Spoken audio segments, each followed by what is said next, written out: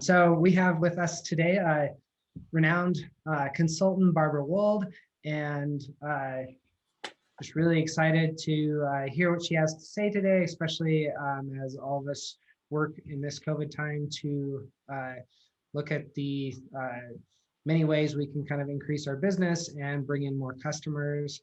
So Barbara, I'll turn it over to you. Perfect. Thank you, Nathan.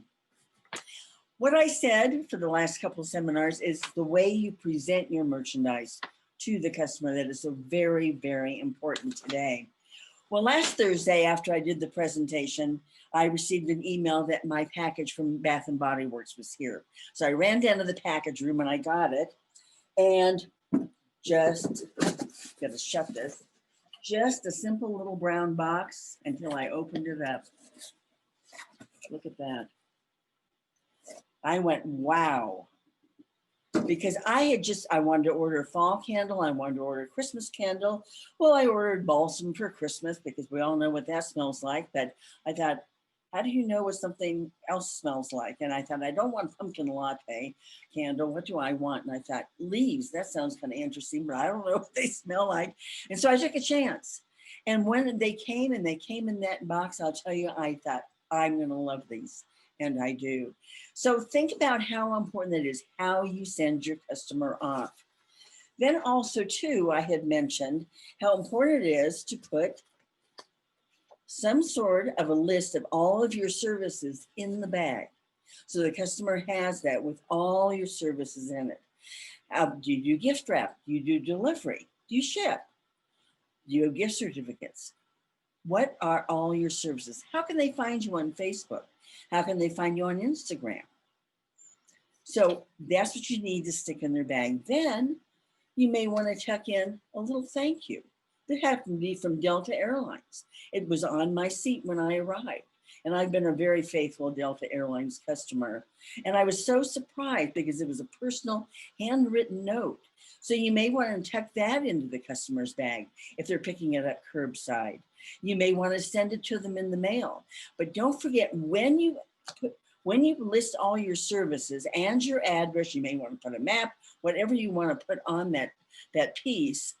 Also, make sure that you have the area code. Not everybody knows Montana's 406. Make sure you have the zip code. I mean, all of these things are so very important. I'm going to use the example that I did once before. I was speaking at the Denver Merchandise Mart at the apparel market and doing a program on marketing. Well, I had a young lady come up to me and she said, Barbara, I have the greatest marketing piece. It's a little nail file. I have an apparel store. She said, I tuck it in their bag and it has all my information on the back. So when I get to my hotel room, I thought, gee, that's really a cute idea. So I'm reading it and it says DJ's Boutique, 124 Main. That's it. That's it. There's a phone number with the area code, but nothing else. What city?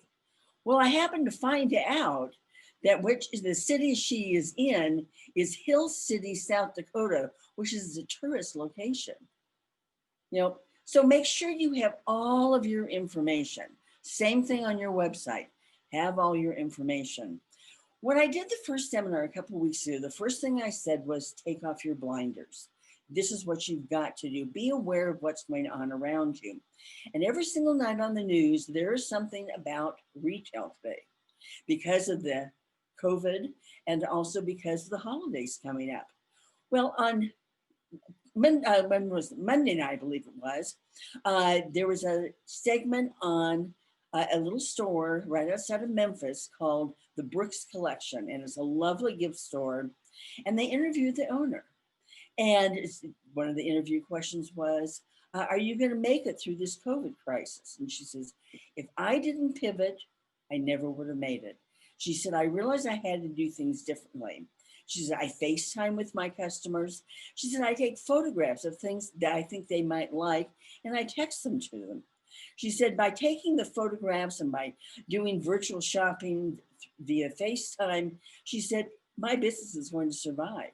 She said, but I had to turn things around. And she said, otherwise, I wouldn't have made it at all. And also in that segment, they mentioned that the CDC recommends that you shop before Thanksgiving. I've already mentioned before, there are going to be problems with supply chains. There are going to be problems with shipping because everything is being shipped right now. So encourage your customers to shop before Thanksgiving because the CDC says that the chance of getting COVID is going to be far greater after Thanksgiving. So just remind your customers. Okay, we're talking about tourists and we're talking about customers and what's going to bring them back and what's going to make them remember us. All right, I will tell you my first time to Great Falls. I was picked up, I was staying at the Staybridge, isn't that the name of it, the Staybridge Hotel, and picked up by the shuttle driver. So I said to him, like I do in most cities if I'm there for the first time, I said, now tell me, I said, this is my first visit to Great Falls. I said, tell me about Great Falls. He said, there's nothing to tell you, everybody's leaving. I'm not making this up. And I said, well, the name is Great Falls, there must be falls somewhere. He goes, yep, they dammed them up. And that was it.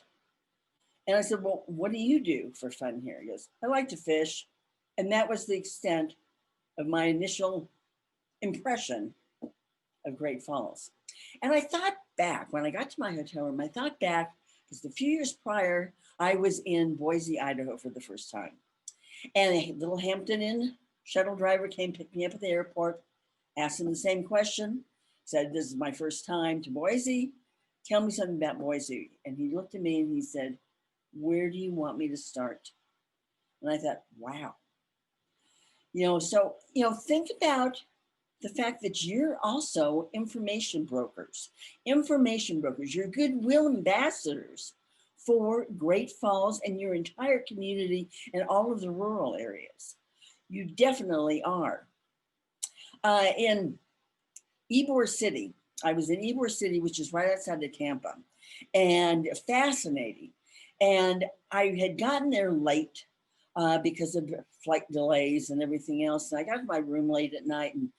But on the desk, there was a book with the whole history of Ybor City. And Ybor City is where the Cuban cigar makers came in 1900.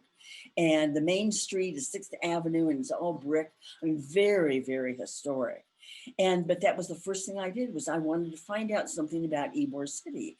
And I'll tell you, there they have docents or basically information brokers that are on the streets and everything in case you need help getting around.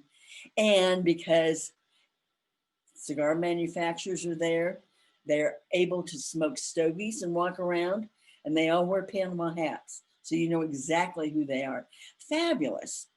Well, here I was speaking for the New Jersey Tourism Association, and their meeting was in Atlantic City. So I flew into Philadelphia. I was picked up by a town car and driven out to Atlantic City, about an hour. And the gentleman's name, what was I can't even think of his name right now. I am so sorry. Ralph. How can I don't know how I could forget Ralph. Ralph started just making chit chat with me. And then he said, Miss Wold, he said, why are you here? And I said, well, I'm here for the New Jersey Tourism Conference. And he goes, do states really make a lot of money with tourism? And I go, do they make a lot of money with tourism? My goodness. I said, yes. And I had all the facts and figures up here because everything was fresh to me. So I'm rattling them off to him. And he goes, wow. He goes, I had not a clue. And I said, Ralph, I said, I noticed that your town car service is in Egg Harbor, which is right next to Atlantic City. And I said, Egg Harbor, I said, does the harbor smell like eggs? I've always wondered. He goes, no, it doesn't smell like eggs. I said, why is it named Egg Harbor? He said, I have not a clue. He said, I'm going to find out. He said, you know what? I really am an information broker. I'm a goodwill ambassador for New Jersey, right? And I said, yes. When he dropped me off at the hotel, I have never had this happen before. He gave me a big hug goodbye.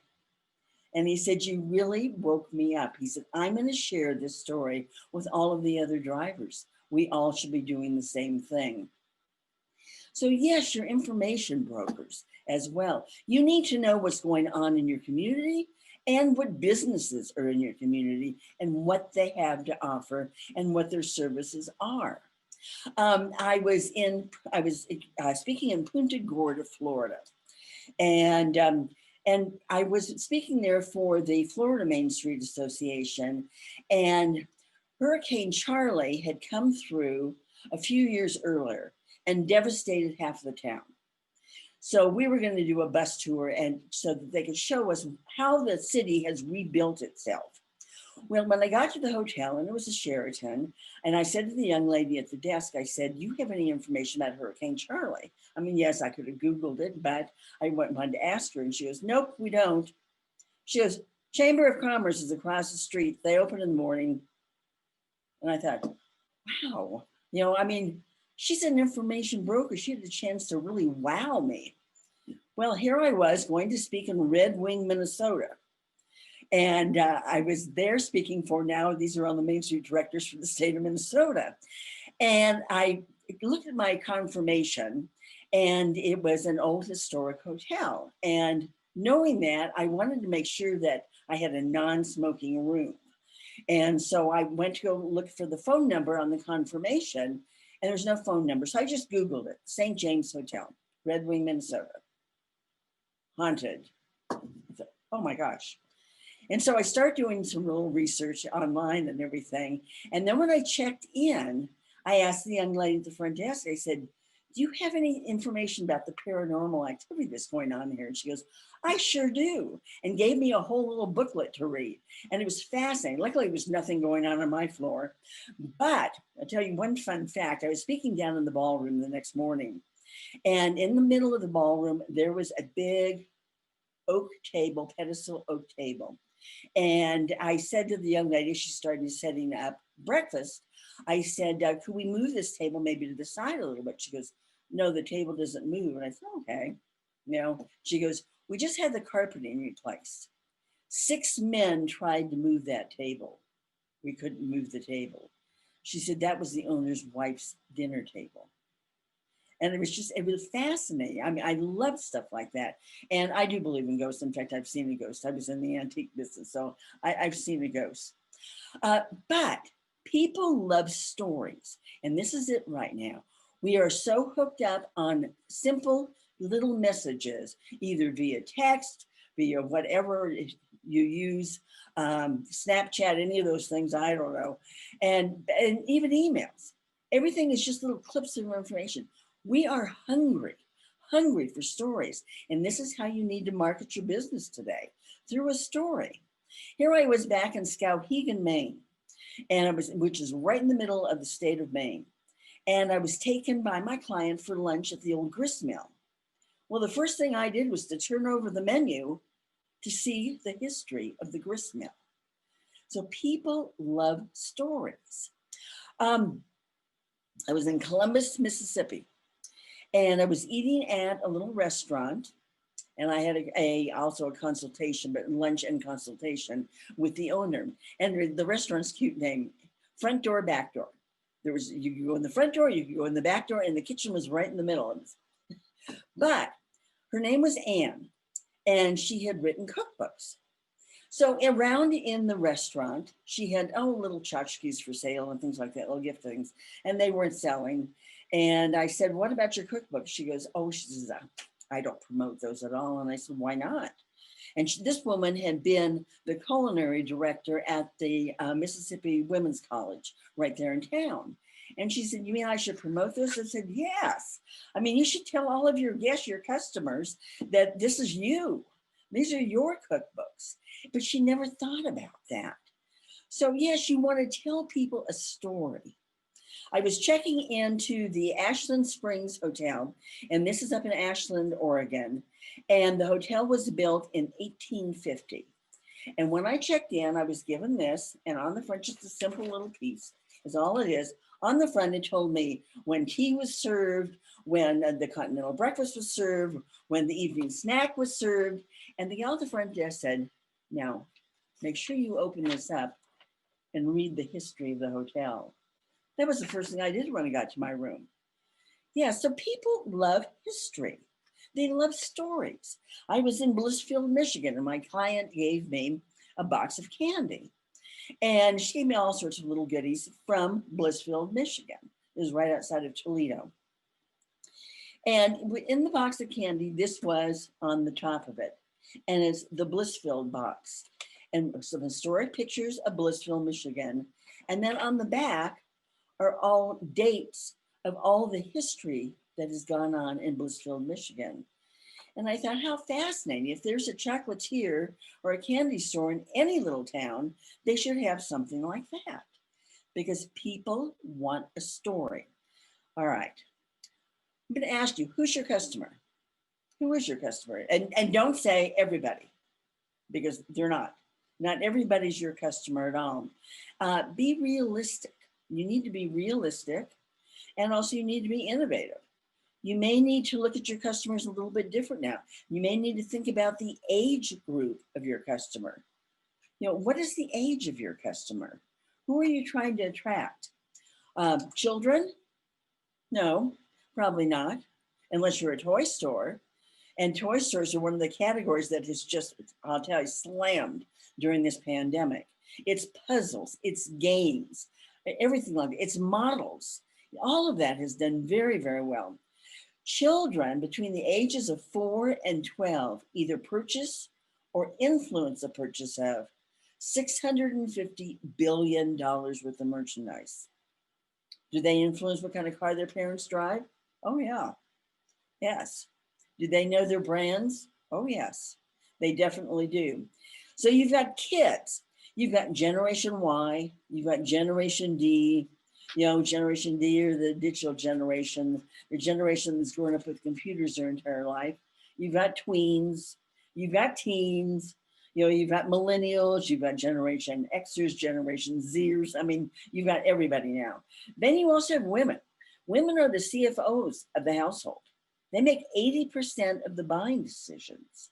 So is that your focus? You need to figure out who your focus is. You've also got the aging boomers. You've got boomers. You've got empty nesters. Are empty nesters saving for their kids any longer? No, I'm sorry, they're not. No, in fact, I interviewed a couple the other day, Pam and Mark. Pam said, Barbara, I'm not, my mother's 52. She said, I'm not going through the second half of my life. She said, I'm the chapter of a brand new book. And this couple had just bought 2 brand new BMW motorcycles and all the gear to go with them. They weren't saving for their kids any longer. Then you have lomlots, seniors, lots of money, lots of time, lomlots. And they do, they have time, they have money, and they're spending. I do an awful lot of work in Asia. And in Asia, I mean, the parents would always stay for the children, give their children more than they'd ever had for themselves. Well, I started really extensively traveling to Asia about 30 years ago. And at that time, I would pick up a fashion magazine and it would be fashion. That's all it was. Now I go over there and I pick up a fashion magazine. It's liposuction, it's teeth whitening, it's everything. You know, it's breast enhancement. I mean, all of it now. They're not saving for their kids any longer. They're spending. In fact, just reading an article recently about senior, well, not too recently, this is before the pandemic, about senior Asians. You know, hey, big spender was the title of the article. They are traveling, they are spending money. Ever since September 11th, we look at families, the family first generation. People are doing more with families today. You know, the malls are doing events with families. Downtowns are doing events with families. You know, and this was in a hotel room that I was in, a Westin hotel. And I figured it was just a room service menu for kids. So I open it up and I look at it, and what is it? It's stories. Because they know people are traveling with their children now. The little boy with 7 names. Now, wouldn't you want to hear that? What about the sad ladybug? And tells you the name of the story, the age is appropriate for, and what language it's in. You know, so people are being innovative now. They're trying different things. So when I asked you, who's your customer? You can't just say everybody. Oh, getting back 1 second to the little bag, where however the little tote that you're going to give your customers with your information as well as their merchandise, make it special. It's going to be Halloween on Saturday. Why not throw in one of those little, you know, fun-sized candy bars for fun? What about a lotto ticket? I told in one of my other seminars, it was a hotel that I was in Everett, Washington, which is right above Seattle. When I got to my hotel, I was given a little tote. And in the tote, there was a bottle of water, a granola bar, a couple little candies, and a lotto ticket. And I thought, wow. You know, and I thought, if I'm going to go back to Everett again, I'm going to stay there. So think about that. Wouldn't it be a nice surprise for them to get home, get their little things out of the bag and see a little candy bar in there? Have fun with your customers. This is something that you can do that nobody else can do. You can tell your customers how fabulous you are. You can tell them that all you want, but it's their impression of your business, their impression of you, their impression of your staff, their impression of everything that you hand them. You know, whether it be your card with all your information on it, all of that. Oh, before I forget, I never mentioned, your customers that come in your store, they're also going to get your little piece that you're going to throw in their bag. But then too, the most valuable spot you have in your store is that behind the cash register. In fact, in a store in Columbus, Mississippi, it was a gorgeous, gorgeous gift store. And I was buying something for my daughter. And what did they have behind the cash register? A mirror, so I could see myself. No, that's the most valuable spot. So you get a sign man to come and to paint your name, Barbara's Boutique, and then in bullet type form, list what your services are. Because that's what you're selling is service today. When we talked about the different age groups, what about the alpha mom? And you're going, well, who's the alpha mom? The alpha mom is the woman that is high powered. She's got a nice job. She has an iPhone. She has one kid on her hip, maybe. And she's a soccer mom. And what does she want you to do? Make her life as easy as possible. So it's thinking about those services you're going to offer. What about the seniors that are tucked in their homes right now and not getting out because of COVID? What special things could you do for them? Maybe it's delivery. Maybe it's just something as simple as that. And as I mentioned before, yes, you can't drive it all over the place, but you can get Uber, you can get a taxi cab, you know, have them take it. You know, spend a few extra dollars. Or the senior, I'm sure, wouldn't even mind spending the extra money to get it there. So think about ways of delivery. That's the key today as well. All right, let's get back to this about you can tell your customers, you know, how great you are. A hotel opened up about 10 years ago in Singapore, the Fullerton Hotel. It had been the old British colonial postal building. Oh, gorgeous building with big white columns, absolutely beautiful building. Well, it was the last nights on one of my trips to Singapore, and I thought, okay, I'm going to get dressed up. I'm going to go over to the Fullerton Hotel because I had read in all my meeting planner magazines and everything online that the Fullerton Hotel was fabulous. I had then read in all of the tourism and travel magazines, you've got to stay at the Fullerton Hotel. It's wonderful. Okay, so I get all dressed up and I go over and I tour the grounds first. And I'm touring the grounds and it's just absolutely lovely. I go to sit down then to have a glass of wine before dinner. And the young lady was able to take my order, deliver some nuts, present me with the bill, all with one word. And the word was, yes. That was it. Well, what was my impression? Did I stay for dinner? No. I went back to the hotel I was staying at. It wasn't as fancy, but the service was impeccable. And that's what the important thing was. I read something the other day, which I didn't even know you could do. You have control of Google and how it's listed, your listing, how it's listed on Google. You need to claim it. And then you can put, if you notice, if you Googled anything, you've got the name of the business or whatever it is, and then you've got questions underneath. Have you noticed that? I have. And because I've clicked on a lot of the questions, and you can claim your Google listing that way, and you can write your own top 5 questions that your customers ask you and submit them, so those will be included underneath your Google listing. So yeah, so take advantage of everything. The key is to make customers feel special. As I've said in every single one of the seminars, no matter what topic we're talking about, that's it. You need to make the customer feel special before they will make you feel special and buy something from you. I was speaking to all of the associates at the Corvette Museum in Bowling Green, Kentucky. And fascinating. Yeah, I had a tour of it. First of all, you go through the factory. If I was going to buy a Corvette, I'd go through the factory. There's a test course, so I can test a car and everything. And then if I want one, I can place my order. Well, they give you a time frame. Okay, it's going to be a month. And then I can go back and pick it up. Because when you come in the Corvette Museum entrance, you have all these Corvettes lined up inside the building, and they all have like ropes, blocking them off. And they all have a placard sign, who is going to come to pick that up. So Forrest Smith, this is your Corvette. Barbara Wold, this is your Corvette. And so you can walk down the row and look at all of these Corvettes that have been specially ordered. Then you can go in and see all of the vintage Corvettes. Well, you might remember on the news that about 6 years ago, there was a sinkhole that happened in the middle of this museum.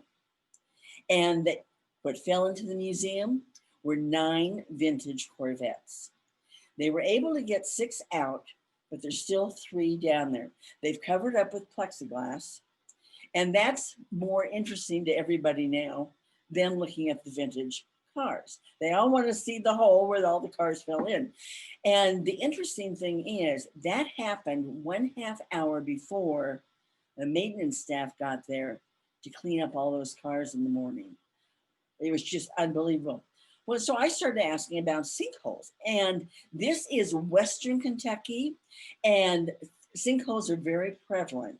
In fact, the shuttle driver that drove me from the airport, he said there was a church that had been built. It was just on the news that night that had been built, and they thought all the testing and everything for the land, but they hadn't done it correctly. And the church fell in after it was built. So, but it was interesting because at this meeting, I did it for 2 days with them, 2 separate meetings.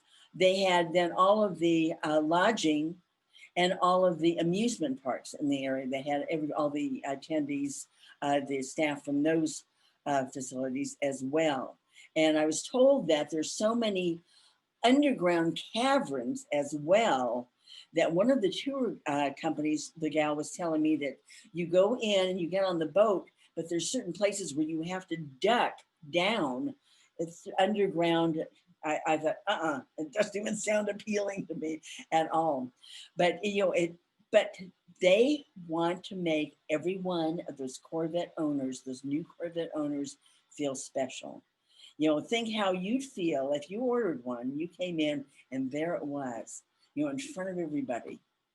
And I asked them, I said, okay, because I think about a Corvette, you can just picture a Corvette convertible going down the street. The man inside is just retired. He's a baby boomer. He's a baby boomer, empty nester. That's what I picture.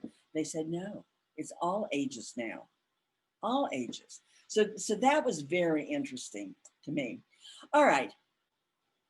People come on vacation, and we are hoping that next spring tourism will come back. Although I had a meeting this morning with the gentleman that owns Hotel Arvon, and he said their summer wasn't bad. He said it's a little slow now. And he said because they depend a lot on Canadian tourists. Well, obviously the borders are not open.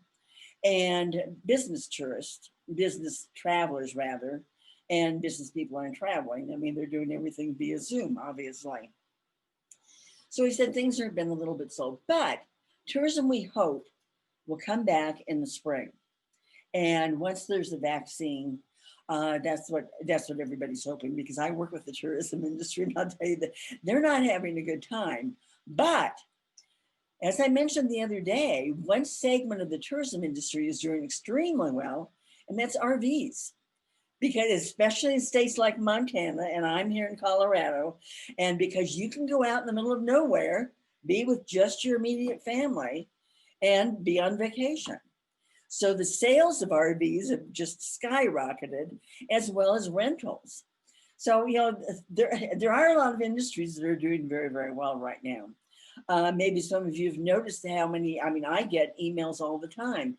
And even on Facebook, I get them from all of these dinner kit companies. It used to be just Blue Apron. Now you've got Dinnerly, you've got Martha and Marley Spoon, you've got, it goes on and on and on. Every single day there's something new. And new ads for dating services. I've noticed that. I think it's because so many people are at home. And so a new one just came out today. I haven't even looked at it yet to see where, I forget what it was. It's some sort of a funny name. No, so a lot of things are springing up right now. Speaking about dating services, I don't know how I started getting, now it's been about 2 weeks, I'm getting an email from Match.com every day. I am single. I don't know how they knew that, but I guess they can find out anything. They knew my age. But this is their marketing. It's stupid. So don't do stupid marketing. They send me every day to entice me and get their membership at a 25% discount. They send me the top half of someone's face, 24 of them. So it's just from the eyebrows up. And because of my age, and I'm a senior, they're mostly bald heads or balding men. And I'm thinking, they think this is going to entice me. It doesn't at all. But it was very interesting. I was thinking about it last night when I was thinking about the seminar today. And I thought, that really is stupid marketing. Why not show the eyes? That would be more intriguing. But so I'm anxious to see how long this is going to go on. It's gone on now for 2 weeks. So, okay. So we're talking now about travelers. We're talking about tourists. All right. You want to bring tourists into your business? 83% ask for recommendations. Either another retail business, either a hotel, either a restaurant, 83%. Go back to my first visit to Great Falls. Tell me about Great Falls. There's nothing to tell you. Everybody's leaving. Well, obviously you can't have that attitude now. You want to keep people here. You want to keep them coming back, and you need to have your recommendations. This is why you need to know what's going on in your community and what businesses are in your community so that you can make those recommendations. Why do people even shop when they're traveling? Well, it's stress-free. It's completely stress-free. And, people don't browse anymore, unfortunately, now during this COVID. They come in and they grab what they want and they get out, or they pick it up at the curb, or they have you deliver it. So things are a little bit different now. So I'm hoping things will get back, because people love to browse, especially when they're on a trip. The price or value, maybe you've got a better value or something than they can get at home. An obligation. They've had Mary Lou water their plants while they're gone. Well, they want to bring Mary Lou a little gift. Then also is extending that trip, something to remember it by. So they're going to pick up something for that. It's a planned expenditure. You're traveling with your children. You're going to say, all right, you each can have $10 to buy a little souvenir to bring home. So it's a planned expenditure. You may be with friends or family, and they all say, come on, you deserve to buy that for yourself today. So, they're giving you permission, which is always fun. Maybe it's unique. It's an item that you can't find anywhere else. It's made in Montana. And I can't find this in California. Maybe it's the environment, the store, the ambiance, the staff. So think about why travelers shop. 49% leave room in their luggage if they're traveling with luggage. 49%. 17% may buy an extra carry-on or whatever else. And any time of the year, it doesn't make any difference. They're shopping for Christmas. They see something that would be great for Aunt Patty, they're going to pick it up. So think about that also with any visitors that come to town. Hill City, South Dakota, as I mentioned before, with DJ's Boutique, at the apparel market in Denver, I ran into a couple that sat in my session, and they have a store that is called the Handbag Store. Now, if you can figure out what they sell, you get a prize. And she was telling me, the gal was telling me, because I mentioned to her, she said she was in the tourist area. And I said, 83% of people ask for recommendations. She goes, I know. She said, we have people always asking for restaurant recommendations. She said, I will not recommend a restaurant unless I've eaten there. And I said, well, that makes sense. So she said, you know what we did in town? She says, I worked with the chamber. And what we did is we picked a day, and it was Monday afternoon, that most restaurants were closed, or they didn't open until dinner time. And that all of the businesses could walk around and sample something in each one of the restaurants so they could see the ambiance, they could see how the food was presented, and they could taste the food. She said it was the greatest idea. She said, because now we can recommend something and we know it's going to be good. And when she was telling me that, I thought about Oneonta, New York. This is upstate New York. And in Oneonta, there are 3 universities. And so it's a college town, really a college town. I mean, all there are pizza parlors and tattoo parlors. I mean, that's it. And so the other businesses, they do very, very well when the parents' weekend and the parents come in. And also too with the residents that live there, the locals, but they wanted to kind of spiff things up a little bit. So I had gone in and I had done a couple seminars for them 6 months apart, and I went back again. And I said, I've been thinking about you. I said, you want to try something? And I was working with not only their tourist department there, but then also to their downtown and Main Street. And I said, why don't we do a walking tour every 2 weeks? And this week we have Bob, who owns the furniture store. Bob is in charge of the meeting. Bob, we're all going to arrive at your door in your store at 8:00 on Monday morning. I want you to have coffee ready and donuts or muffins. Bob says, fine. We all go. We all look around the store, and we notice 3 things that maybe he could improve upon, and then 3 great ideas that he has. And I'll tell you, first of all, Bob cleans up his store before we all come in on Monday morning. So it gets him to get his store in gear, and he puts out a little bit of money for coffee and muffins. But he gets all these other eyes looking at his business that he wouldn't normally have. All right, 2 weeks go by. We're now down at Susie's Boutique. Okay, same thing. Susie's in charge of the coffee, the donuts, and we all go down and get to her boutique at 8:00 in the morning. Same thing. We find 3 things that could be improved upon and 3 things that she's done very, very well. Well, the same thing. I mean, we do this now it's only about 7 months out of the year, and we rotate because obviously the snow, this is upstate New York, obviously the snow, but it has worked out so well, and everybody gets so excited, and they can't wait to put their name on the list to be the next one for the store visits. So think about all the things you can do to get people to notice what is in your area, in your community. When I was in Blissfield, Michigan, and as I mentioned a little while ago, I stayed at a bed and breakfast. And I don't love bed and breakfast because, first of all, I don't have any time to myself. They want to talk the whole time. Okay, how do we improve this? Well, I'm not here to help you. I'm here to help the merchants downtown. Well, and at this bed and breakfast that I stayed in Blissfield, Michigan, the only place I could get internet was in the parlor. It was an old Victorian house.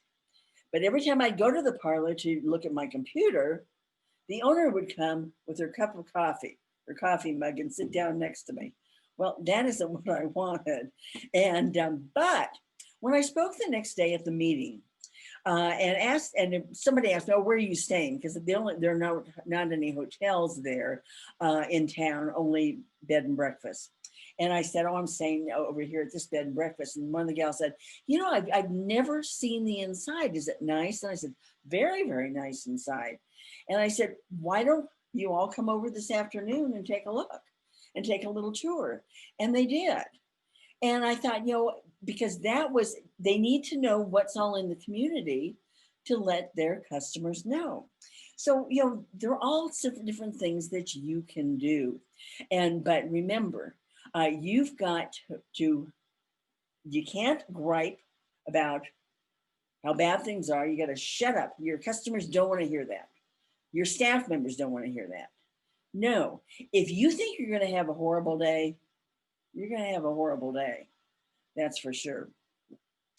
So put on your big girl pants or your big boy pants and get focused. Laser focused is what you need to do, which means listening to your customers. You've got to listen to your customers. And it doesn't make any difference. If it is over the telephone, if it's a phone order, ask them a question. What service could we add that would really be helpful to you? Maybe they're in the store. You're going to talk to them anyway. Have a good time with them. But you've got to listen to them and take off those blinders. Listen, really listen. As long as I've been doing this now for 35 years. And I'll tell you, that's what I say. Everything, you've got to listen. Stop what you're doing. This is an article from USA Today. And what it is, every single year, travelers vote on their favorite airports to go through. Obviously, this year's going to be a little strange what happens, but we'll see what happens. But they vote on their favorite airports to go through. All right, let me read you the list. Copenhagen, Singapore, Helsinki, Vancouver, British Columbia, Manchester, England, Kuala Lumpur, Perth, Amsterdam, Hong Kong, and Cincinnati, Ohio. How'd that get in there? Because at the Cincinnati airport, everybody is trained, from the baggage handlers to the ticket takers to the custodial staff. If a traveler has a question, to stop what they're doing, give them full attention, and walk them either to the signboard, the gate, whatever else it might be. Not everybody's a seasoned traveler at all. So, and I thought how important that is. In fact, going through Cincinnati recently, well, it wasn't recently, it's before the pandemic. I mean, I haven't been out of my condo, I'll tell you that. I observed in the food court at the Cincinnati airport a pilot eating. And an older couple came up and asked him where a gate was. He put his napkin over his plate so it wouldn't be taken away. And he walked them over to the gate. It just really made a difference. When somebody goes on a trip, if their experience in the airport, which is their first, send-off, is bad, think how they can ruin their whole trip. So, take your blinders off and listen, really listen. Well, the hotel industry has had surveys for years, I'll tell you. And with all the traveling I've done, this is a survey from the Renaissance Hotel in Mumbai. 404 options on it. Okay. You think I filled that out? No. Here's one from the Renaissance in Kuala Lumpur. 749 options with a box showing me exactly how to fill it out so I don't make a mistake. Like a ballot. Didn't fill that out. If you've ever traveled to a Hyatt, this is pretty typical. This is on the desk, and there are about 50 questions inside. Didn't take time to fill that out. The Hyatt gave me another opportunity.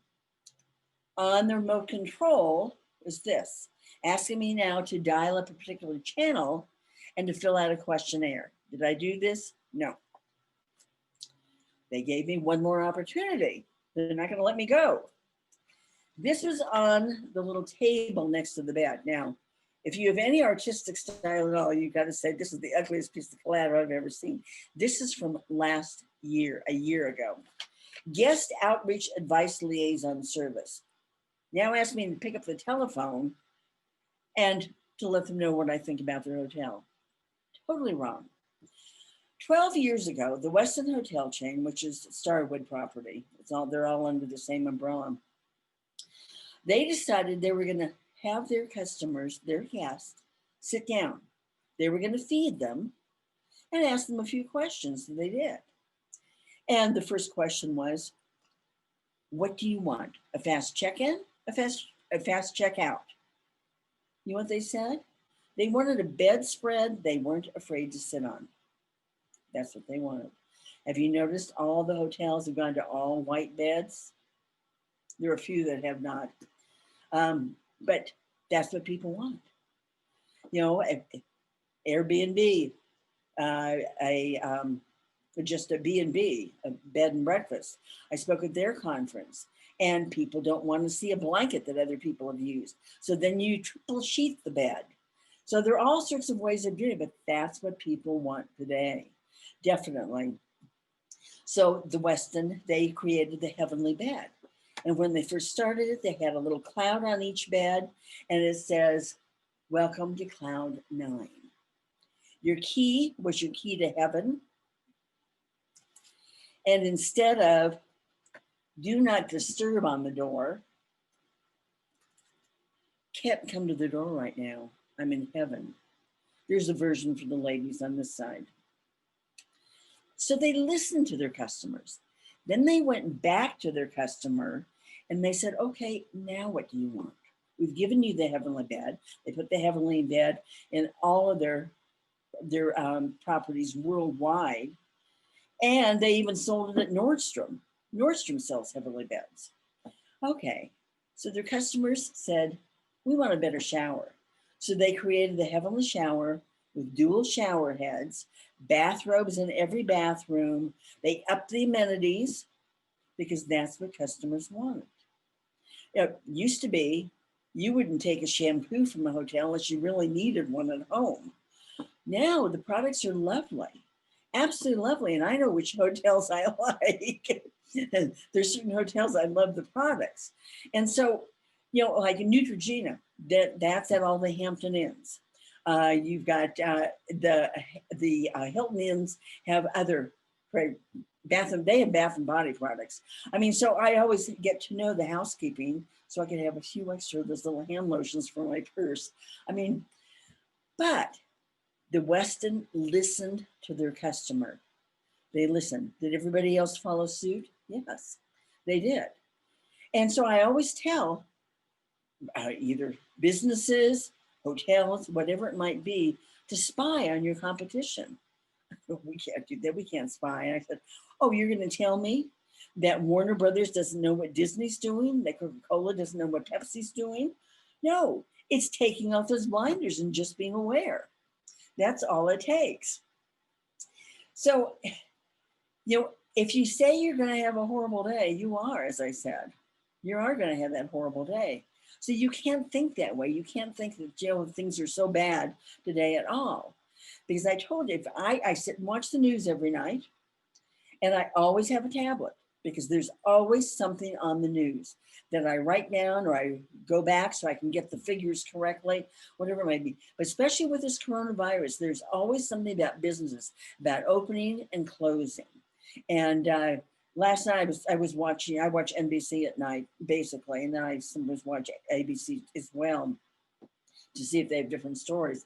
But Lester Holtz last night was in Las Vegas, talking to people obviously about the election and everything else.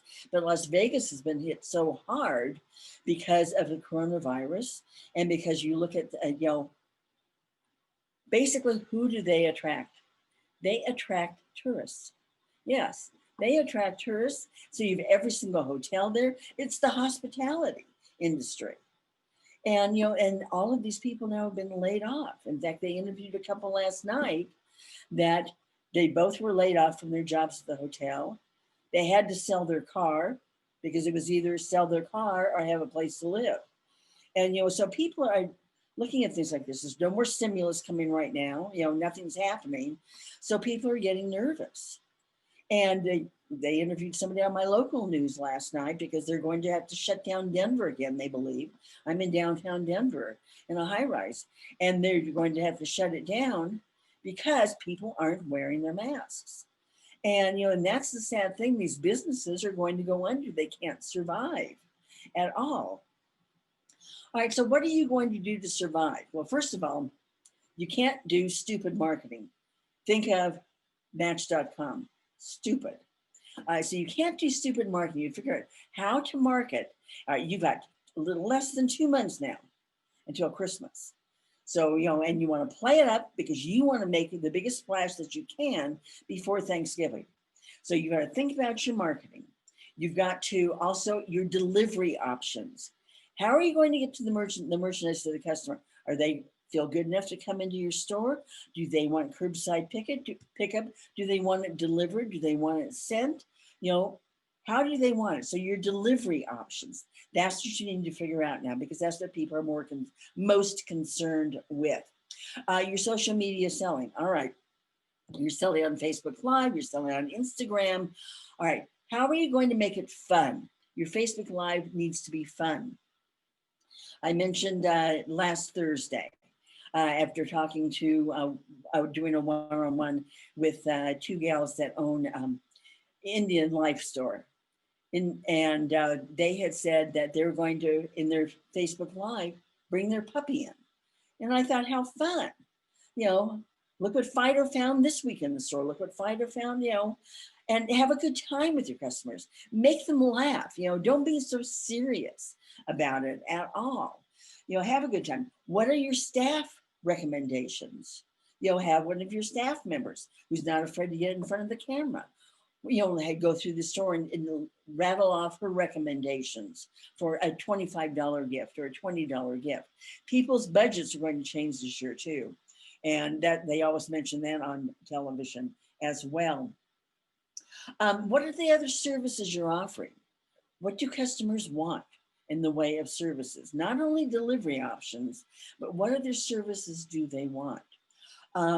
Also, staff training. You can't forget about your staff right now because they're the most important asset you have. And they've got they wear a lot of different hats right now. Yes, they're packaging things that may be for shipping. They're making packages look cute. They're going out to the curbside. Think about what all they're doing. They're cleaning the store. They're scrubbing it down. They're letting the customers know. They have to suggest, social distancing in the store if you get a few people in there all at once so that they're not all congregating together. And you can't lose sight of who you are. Remember when I said, who's your customer? And I told you can't say everybody at all. So I hope I've made you think about a few things. If nothing else, take off those blinders, be aware what other businesses are doing. You may not be able to replicate it, but you may have to tweak it and turn it so it works for you. And figure that out. Remember I said you need to be innovative. You've got to be innovative. The first seminar that I did, the word that I told you you've got to remember is pivot. You need to pivot. Think of what I just said about the Brooks collection. She said, if we didn't pivot, if we didn't change, we wouldn't stay in business through this pandemic. And so she's taking pictures. She's also doing Facebook Live with her customers. So, will that work for you? Figure out what works for you. It depends on what kind of business you have. This morning, as I said, I spoke with Peter Jennings, who owns Hotel Arvon. And one thing that he said, he's been lax in doing curbside pickup. And that's one thing that we spoke about at length, because that's something he needs to focus on, because people aren't coming out. They're not socializing like they were before. He's stopped serving lunch in the Celtic Cowboy, and just serving dinner and also Sunday brunch. But he's been lax in doing that because he said the way their POS system works, that a customer can call in the morning and say, I'm going to pick this up at 6:30.